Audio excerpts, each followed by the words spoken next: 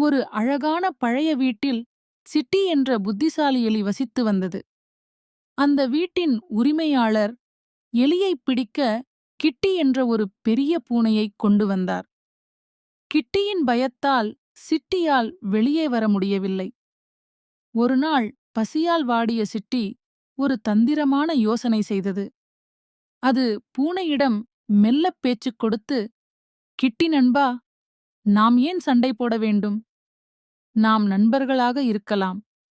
சமையலறை அலமாரிக்குப் பின்னால் ஒரு பெரிய பாலாடை கட்டி மறைத்து வைக்கப்பட்டுள்ளது. நீ எனக்கு உதவினால் நாம் இருவரும் அதை சமமாகப் பகிர்ந்து உண்ணலாம் என்று ஆசை காட்டியது. பாலாடை கட்டி என்றதும் பேராசைப்பட்ட பூனை சிட்டி காட்டிய அந்தச் சிறிய ஓட்டைக்குள் தன் தலையை நுழைத்தது.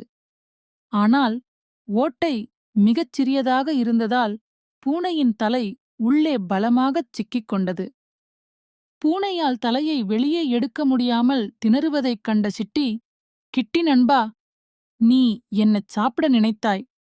இப்போது நீ அங்கேயே இரு, நான் நிம்மதியாகச் சாப்பிடுகிறேன் என்று கூறிவிட்டு அங்கிருந்த உணவை ருசித்துச் சாப்பிட்டது. சிறிது நேரம் கழித்து வீட்டு உரிமையாளர் வருவதைக் கண்டு பூனை ஒரு வழியாக தன் தலையை போராடி வெளியே இழுத்துக்கொண்டு ஓடிப் போய் ஒளிந்தது. பலத்தை விட புத்திசாலித்தனமே சிறந்தது என்பதைச் சிட்டி அன்னைக்கு நிரூபித்தது.